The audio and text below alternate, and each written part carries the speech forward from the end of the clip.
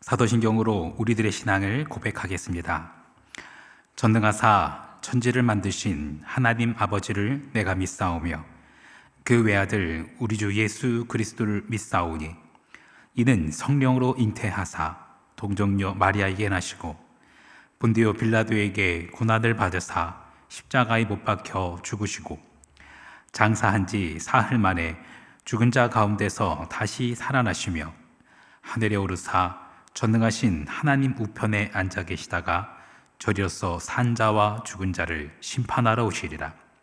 성령을 믿사오며 거룩한 공회와 성도가 서로 교통하는 것과 죄를 사하여 주시는 것과 몸이 다시 사는 것과 영원히 사는 것을 믿사옵나이다. 아멘.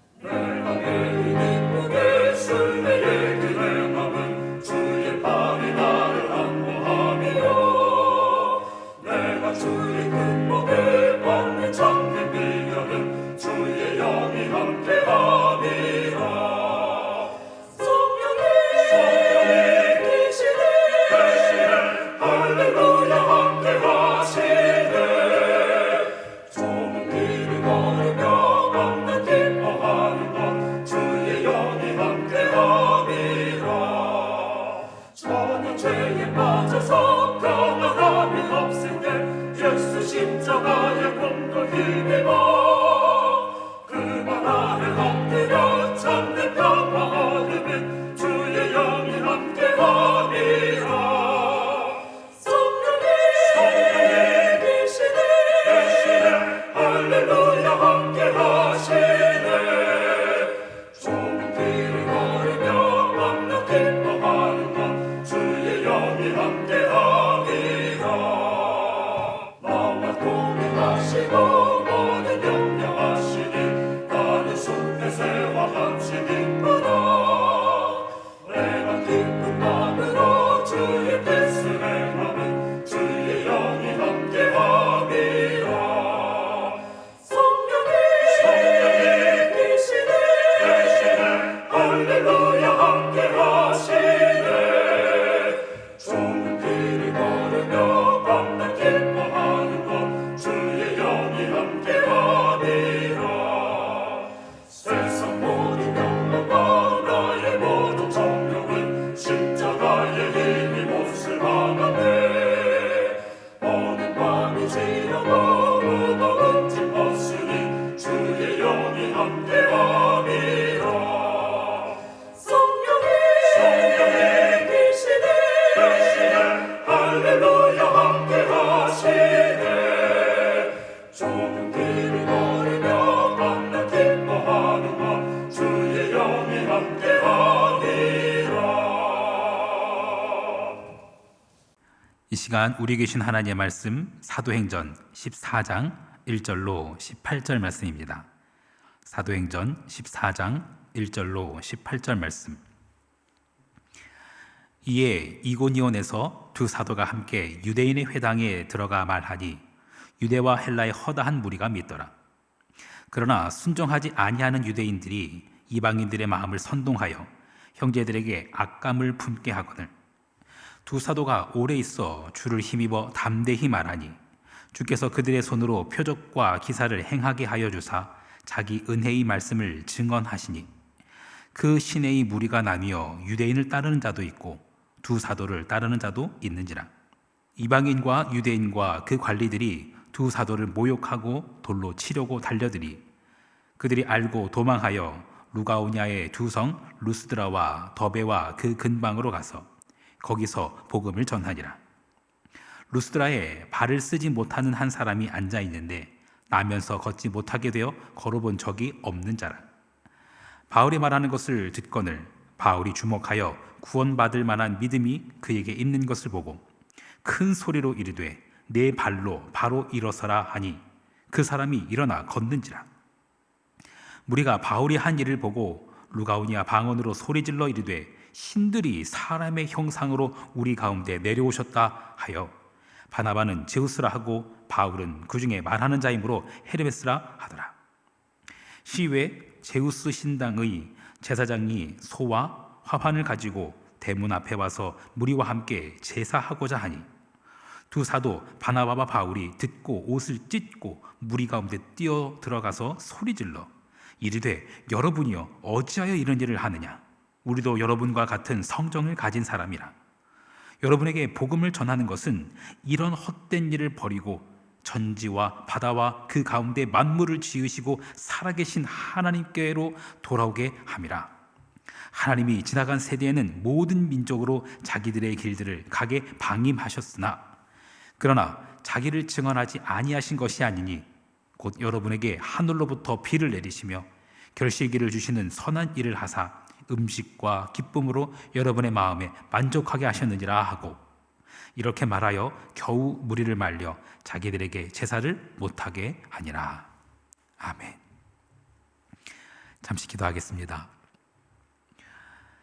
내가 매일 기쁘게 순례의 길 행함은 주의 팔이 나를 안보하며 내가 주의 큰 복을 받는 참된 비결은 주의 영이 함께 함이라. 하나님, 오늘도 우리는 그렇게 기쁨으로 주님과 동행할 것을 믿습니다. 주의 팔이 나를 안보하고 주의 영이 함께할 것을 믿습니다. 오늘 우리가 걷게 될 길이 좁은 길이더라도 주의 영이 함께할 것을 믿으니 오늘은 분명 기쁜 날이 될 것입니다. 세상이 줄 수 없는 그 기쁨을 누리는 우리가 되게 하여 주옵소서. 기쁨의 근원 되시는 예수 그리스도의 이름으로 기도합니다. 아멘. 여행 좋아하십니까? 여행에는 늘 변수가 있습니다. 특별히 자유여행일 때 그리고 또 처음 가보는 장소라면 더욱 변수가 많지요. 내 뜻대로 되지 않는 경우가 많습니다.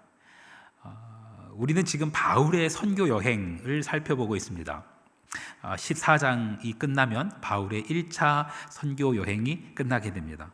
바울의 선교여행은 가이드가 있는 패키지 여행도 아니었습니다. 완전 자유여행이었습니다. 그리고 처음 가보는 곳들도 많았습니다. 그리고 무척 변수가 많았습니다. 원하는 대로 되질 않아요. 자꾸 다시 짐 싸가지고 다시 옮겨야 하는 일들이 빈번했습니다. 바울의 선교여행에서 어떤 일들이 펼쳐졌는지 오늘 성경으로 한번 들어가 보겠습니다. 오늘 본문 14장은 이렇게 시작합니다. 14장 1절 말씀. 이에 이고니온에서 두 사도가 함께 유대인의 회당에 들어가 말하니 유대와 헬라의 허다한 무리가 믿더라. 이에라고 시작하니까 이전에 어떤 일이 있었는지 살짝 한번 되짚어보고 오늘 본문으로 들어가 보겠습니다. 이 앞장을 살펴볼게요. 사도행전 13장 48절로 52절. 이방인들이 듣고 기뻐하여 하나님의 말씀을 찬송하며 영생을 주시기로 작정된 자는 다 믿더라. 주의 말씀이 그 지방에 두루 퍼지니라. 이에 유대인들이 경건한 귀부인들과 그 신의 유력자들을 선동하여 바울과 바나바를 박해하게 하여 그 지역에서 쫓아내니 두 사람이 그들을 향하여 발에 티끌을 떨어버리고 이고니온으로 가거늘 제자들은 기쁨과 성령이 충만하니라. 네, 14장은 이고니온이라는 곳에서 의 이야기로 시작을 합니다. 그런데 이 바로 앞에 13장에서는 비시디아 안디옥이라는 지역에서 있었던 일입니다. 이방인들이 복음을 듣고 기뻐하며 하나님을 찬송했습니다. 주의 말씀이 그 지역에, 그 비시디아 안디옥에 두루 퍼졌습니다. 아마 이쯤 되면 분명 이런 말 나올 수 있었을 것 같습니다. 이제 교회 건물 지어야 되는 거 아니에요? 사람들이 막 몰려드니까. 하지만 성령께서 계획하신 이 다음 모습은 그런 모습이 아니었습니다. 유대인들이 사람들을 선동해서 바울과 바나바를 박해하기 시작했어요. 얼마나 박해가 심했는지 그곳에 도저히 머무를 수가 없을 지경이었어요. 바울과 바나바는 쫓겨났습니다. 쫓겨나면서 발에 티끌을 떨어버렸어요. 그리고 이고니온으로 갑니다. 그런데 그렇게 쫓겨나면서 기쁨과 성령이 충만했다라고 성경이 기록해요. 여러분, 이 장면이 이해가 되십니까? 비시디아 안디옥에서 결국 쫓겨났어요. 뭐 건물을 세운 것도 아니에요. 교회 건물 세우러 온 것도 아니지만 없었어요. 그리고 박해를 받아서 쫓겨나는 거예요. 근데 왜 기뻐했을까요? 예수님의 약속 때문입니다. 복 중에 복, 팔복이죠. 그 팔복 중에서도 마지막 복을 성경은 이렇게 기록하고 있습니다. 마태복음 5장 11절과 12절. 나로 말미암아 너희를 욕하고 박해하고 거짓으로 너희를 거슬러 모든 악한 말을 할 때에는 너희에게 복이 있나니 기뻐하고 즐거워하라. 하늘에서 너희 상이 큼이라. 너희 전에 있던 선지자들도 이같이 박해하였느니라. 예수 그리스도 때문에 박해를 받는 것이라면 비시디 안디옥 그곳에서는 상을 받지 못했을지언정 하늘에서는 상이 있을 것이기에 그 약속 믿고 기뻐하는 거예요. 그리고 또한 예수님께서는 이렇게도 말씀하셨어요. 마태복음 10장 23절. 이 동네에서 너희를 박해하거든 저 동네로 피하라. 내가 진실로 너희에게 이르노니 이스라엘의 모든 동네를 다 다니지 못하여서 인자가 오리라. 복음을 전할 곳이 더 있다라는 거예요. 이 동네에서 박해하면 저 동네 가라는 거예요. 복음 전하다가 상을 받지는 못할지 모르지만 하늘에서 상 받을 거라는 거예요. 상은커녕 박해를 받을 수도 있죠. 하지만 복음 전할 곳 더 있다라는 거예요. 그러니 툴툴 털어버리고 다른 곳 가라는 거예요. 그렇게 예수님의 약속 붙잡고 바나바와 바울은 다른 곳으로 가게 됩니다. 그렇게 간 곳이 오늘 본문에 등장하는 이고니온이라는 곳이에요. 이고니온이라는 곳에서도 성령께서 역사하셔서 허다한 무리가 예수를 믿게 되었어요.